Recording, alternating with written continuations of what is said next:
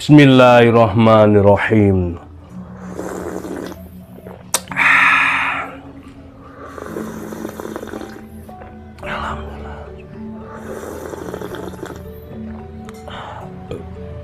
Alhamdulillah. Halo, assalamualaikum warahmatullahi wabarakatuh. Alhamdulillah sahabat-sahabat GSN dimanapun Anda sedang berbahagia. Mudah-mudahan senantiasa diberikan kesehatan oleh Allah Subhanahu wa Ta'ala, dimudahkan dalam segala urusannya. Amin Allahumma amin. Yang baru gabung, yang baru menemukan channel ini, jangan lupa di subscribe. Insya Allah kita setiap hari ada saja konten yang ditayangkan, dan berbagai jenis pisau dan golok kita tampilkan. Dan barangkali ada yang menginginkan ya, beberapa minggu atau beberapa bulan yang lalu tayang, dan sangat berkeinginan coba ketika ada rezeki ditanyakan kembali, barangkali jodohnya, rezekinya, barangnya masih ada. Nah itu siapa tahu barangnya masih ada yang ditanyakan waktu itu. Nah ini erat sekali kaitannya, eksekutor dengan bilah ini benar-benar harus ada ikatan batin. Jadi makanya beberapa juleha, juru sembelih halal, itu mengatakan pisau atau golok itu ibaratnya istri. Nah gitu, ada yang sampai mengatakan seperti itu. Jadi filosofinya makanya saya kupas. Artinya begini, eksekutor dengan pisau erat sekali kaitannya. Kita sebagai eksekutor harus tahu karakter pisau kita, karakter golok kita, harus paham ukurannya. Makanya di GSN ini gonta ganti pisau itu pelajaran kedua setelah teknik menyembelihnya dapat. Nah di teknik menyembelih sendiri kan pertama harus tenang, menguasai keadaan, tahu sudut kemiringan, tekanan dan power serta kuda-kuda dan seterusnya. Itu sendiri mengupas, dan prakteknya itu sangat lama untuk adaptasi keadaan gaya dorong tarik, dorong tarik. Kalau posisinya pas, tekanannya dapat, kuda-kudanya pas, sekali dor saja sudah selesai. Dor gitu saja sudah selesai, nggak perlu ditarik.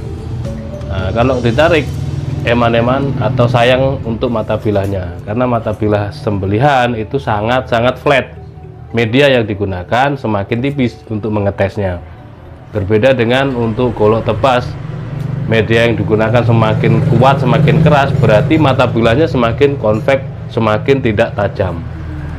Sampai di sini mudah-mudahan bisa dipahami.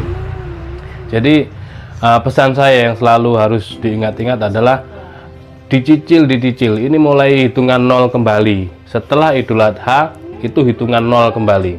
Hitungan nol artinya kita mulai lagi dari nol ini, mempersiapkan segala sesuatunya. Saya bilang dicicil itu setiap bulannya ada yang dibeli, entah itu peralatan wajibnya maupun peralatan pendukungnya, seperti dari atas hingga bawah di gubuk GSN ada, seperti kopiah. Nggak mau kopiah pakai topi, jangan kosongan ya, sebaiknya kopiah biar terlihat nyantrinya, biar terlihat benar-benar santri gitu kan.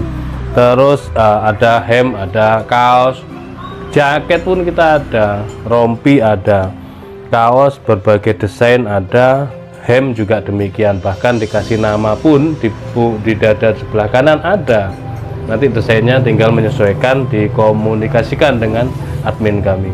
Terus selanjutnya sabuk kita ready, ada warna putih, hitam dan hijau. Ini sabuk ini selain menambah kegagahan penampilan juga ada fungsinya untuk meletakkan pisau dan golok. Kalau golok diselipkan, kalau pisau yang ada cantolannya, pisau sarung kulit dicantolkan di sisi kiri dan kanan. Bahkan saya bisa membawa 4 pisau dalam satu sabuk itu. Terus selanjutnya sepatu boot, tak kalah pentingnya sepatu boot ini. Sepatu boot yang depannya menggunakan besi. Nah untuk ukuran ini yang perlu difahami, karena ada satu yang kembali itu untuk ukuran. Kalau kita biasa menggunakan sepatu cat ukuran 40 misalkan, itu bisa untuk membeli produk sepatu boot itu ukuran 40, 41 bahkan 42 bisa. Nah yang biasa 41 juga demikian. Jadi Tapi bagaimana kenyamanannya? Misalkan saya menggunakan sepatu yang ukuran 40, itu saya nyaman di ukuran sepatu bootnya 42, itu enak. 41 juga enak. Kalau 40 persis, nanti karena depannya itu besi, rongga besi, maka ketika kaki kita masuk, rasanya nggak seperti menggunakan sepatu kets yang nyaman, yang bahannya kain, begitu ya. Jadi malah bagaimana lebih dibesarkan nomornya. Ketika biasa ukuran 43 menggunakan 44 atau 45. Nah, nomor 45 ini yang paling langka di toko, jarang sekali. Seperti itu. Terus selanjutnya ada yang tak kalah pentingnya lagi untuk keamanan kita, yaitu sarung tangan anti sayat. Nah, ini sarung tangan yang saya pakai. Setelah dipakai, dicuci, masih bisa dipergunakan kembali untuk tahun depan. Ini benar-benar anti sayat juga anti slip. Gitu. Yang dimaksud anti slip itu apa ya, nggak ngerti. Ada pertanyaan yang nyeleneh juga. Namanya sarung tangan anti sayat, ya anti sayat aja, aman gitu ya. Ketika kita pakai untuk mengetes gitu kan. Ini yang sarung tangan yang premium. Kalau yang biasa itu ada logonya. Ini sudah saya pakai sih, kurang begitu tajam karena masih belum saya servis kembali, kurang begitu tajam. Tapi intinya ini benar-benar anti sayat. Kalau nekat menggunakan pisau sembelih untuk mengetes sarung tangan ini, saya jamin pisaunya akan tumpul. Saya jamin pisaunya tumpul, malah nanti bingung nanti ya, kalau belum bisa menajamkan. Dan sarung tangannya aman. Nah, begini. Ini yang perlu dipahami. Untuk sarung tangan GSN ini kan ada dua. Satu yang biasa ini 35.000 belum ongkir. Ini kan punggungnya kita logo. Dan tingkat levelnya level 5 atau level sekian lah. Intinya tidak disarankan kalau ini. Kalau untuk olahraga atau untuk yang pemegang gelambir, narik bagian tim hore, gak apa-apa pakai yang ini. Karena ini kiri dan kanan. Sedangkan untuk yang ini, yang premium, dulu pernah kita logo di sini, kita sablon. Tapi saya berpikir gini, untuk yang pemakai eksekutor itu tidak disarankan menggunakan dua-duanya, cukup di tangan kiri saja, tangan kiri, dan kita lebih enjoy ketika mengarahkan, menarik gelambir, membantu itu kalau misalkan eksekutornya yang orang lain. Yang terpenting ketika eksekutor itu memegang gelambir untuk menyembelih, ini lebih aman. Atau yang biasanya menggunakan gaya dorong terus teknik tekanan, nah ini yang perlu diperhatikan sekali adalah tangan kirinya harus bersarung tangan anti sayat. 50.000 satu pasang. Nah, ketika kita tidak logo, ternyata begini, lebih banyak hikmahnya. Nanti bisa pinjam temannya atau dipinjamkan ke orang lain. Untuk yang bagian sisi kanannya, kan ini bolak-balik sisi kanan. Misalkan ini ya, kita lepas, terus saya pakai untuk yang tangan kanan, tetap bisa, tetap nyaman, aman. Tapi tidak disarankan. Artinya ini bolak-balik gitu loh. Ini bolak-balik. Jadi yang satunya dipakai temannya. Misalkan mau menyembelih kambing, nah, Anda menggunakan yang kiri juga untuk menyembelih sapi, itu jauh lebih aman. Jadi tidak kita kasih logo. Nah, seperti itu. Dan yang lainnya, terutama tambang, bahkan handuk pun kita jual handuk ini. Kenapa handuk yang kayak gitu aja yang nggak ada harganya misalkan? Ini sangat penting. Kenapa? Selesai menyembelih, orang ini biasanya dioles-oleskan di kulit hewan kurban, di sapi, terutama di kambing, dan itu akan menjadi sebuah refleks, gitu, menjadi sebuah kebiasaan. Nah, kalau kebiasaan yang baik nggak apa-apa. Kalau kebiasaan seperti itu diusap-usapkan, bahkan pernah kita melihat saking paniknya diusapkan di bagian yang luka. Itu waduh, Masya Allah, kasihan sekali hewan kurbannya. Jangan seperti itu. Nah, sebaiknya bagaimana? Selesai menyembelih, sudah diangkat lalu dicuci bersih. Nah, inilah handuk fungsinya, dilap kering. Nah, kemarin kita coba pergunakan ini, ada banyak darahnya, terus kita cuci, tapi ternyata bagus sekali ini. Setelah kena air, dikucek, semuanya keluar kotorannya dan kembali bersih. Nih, Terus selanjutnya ini ada tas. Tas ini untuk membawa, isinya banyak sekali tas jumbo ini untuk membawa segala kebutuhan peralatan sembelihan. Tambang ini ada yang lembut, ada yang nilon, ada yang karmantel, bisa dikomunikasikan. Jadi dicicil. Bulan ini beli tambang, bulan depan saya belum punya sepatu, beli sepatu. Saya belum punya tas, beli tas, dan seterusnya hingga 11 bulan ke depan, sehingganya kita punya beberapa item gitu. Kalau semuanya di dekat-dekat kurbanan, apalagi meminta anggaran ini yang non sewu, kadang-kadang kan berat. Waduh, segitu banyaknya ya, nggak bisa, wis pisaunya dulu aja misalkan. Nah, akhirnya produk yang lain atau peralatan yang penting juga yang lain akan terabaikan. Nah, inilah fungsinya kita saling mengingatkan. Terus tadi apa ya yang mau saya sampaikan yang terpenting tadi? Setelah tas, terus stropping dan krim. Honing sharpening itu penting untuk menajamkan pisau. Bentuk, jenis, ukuran macam-macam honing sharpening itu tergantung budgetnya, tergantung seleranya, juga apa namanya, yaitu tadi dananya. Untuk yang biasa-biasa saja, yang harga 50 ribuan itu sudah cukup. Saya biasa pakai yang sharpening untuk menajamkan, jauh lebih aman, jauh lebih gampang ketimbang mengasah dengan batu. Untuk pemula ini sangat apa namanya, saya rekomendasikan. Mengasah, apakah jaminan beli batu mahal harga di jutaan, di atas ratusan, ada yang paling murah ratusan, rata-rata yang Jepang itu jutaan, bahkan ada yang puluhan juta untuk batu asah. Apakah jaminan kita orang awam bisa mengasah? Nah, itulah makanya enggak bisa, butuh keahlian. Nah, kalau ini hanya butuh ketelatenan, teknik pelan-pelan gitu. Selanjutnya, krim oles bilah. Ini sangat penting sekali untuk menjaga bilah-bilah kita. Bentuknya gel, bening, dan ada aroma apelnya. Untuk melapisi permukaan bilah, ketika punya golok yang berserangka kayu, cukup diolesi saja, sarungkan. Kalau yang bersarung kulit, diolesi lalu dibungkus plastik.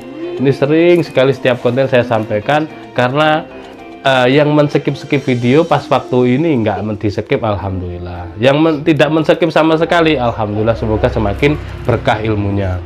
Ini fungsinya. Jadi testimoninya ada yang 8 bulan, ada yang setahun, bahkan ada yang sudah 3 tahun tidak karatan. Makanya kadang bilang, wah males lah pisau tradisional, golok tradisional, apa gak bisa ngerawatnya. Ngerawat yang bagaimana maksudnya?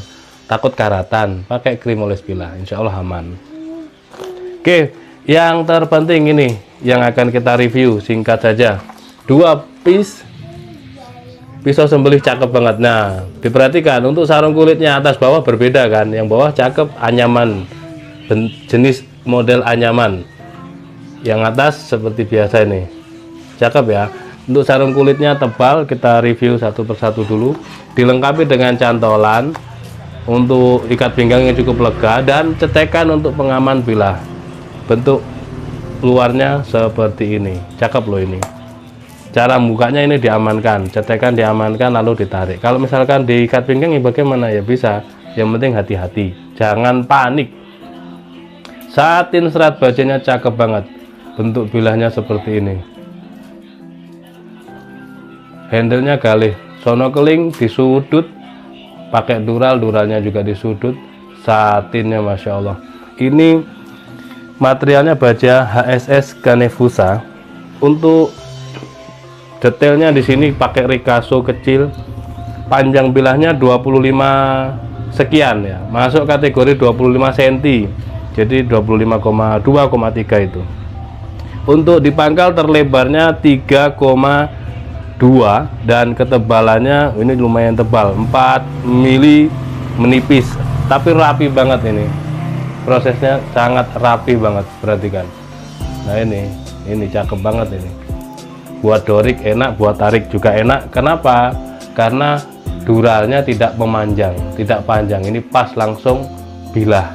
Ini yang dibikin nyaman. Untuk tes ketajamannya, perhatikan, Masya Allah. Ini HSS Canebusa ya. Jadi kalau HSS itu insya Allah cakep. Apalagi rajin-rajin di setroping. Greges banget tajamnya. Ini yang pertama, yang model luar sarungnya batik seperti ini. Lanjut yang kedua, sama, dan ini cuma 2 limited edition. Cakepnya sama.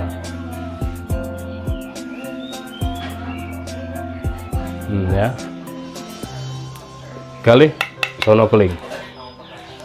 Ada rikaso kecil dan duralnya ini enggak kepanjangan, sehingga kalau dorik enak, buat tarik murni juga enak.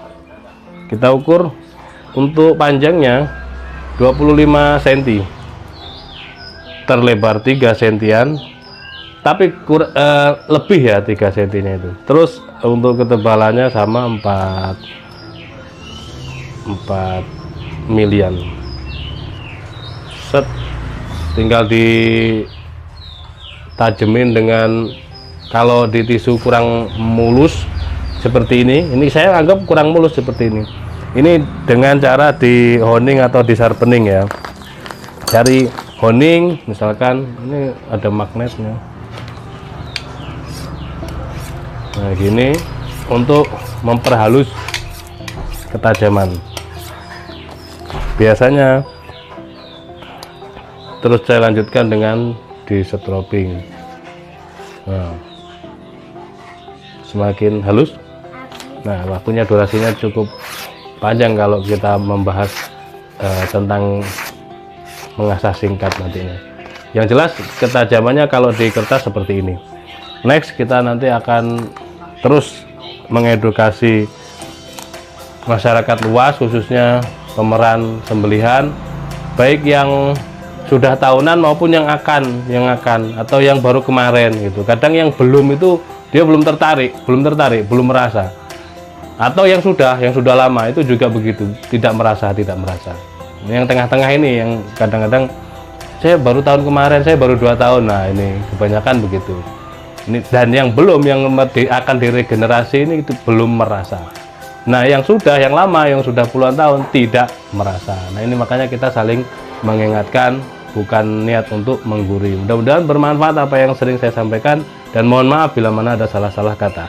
Akhirul wal faminkum, assalamualaikum warahmatullahi wabarakatuh.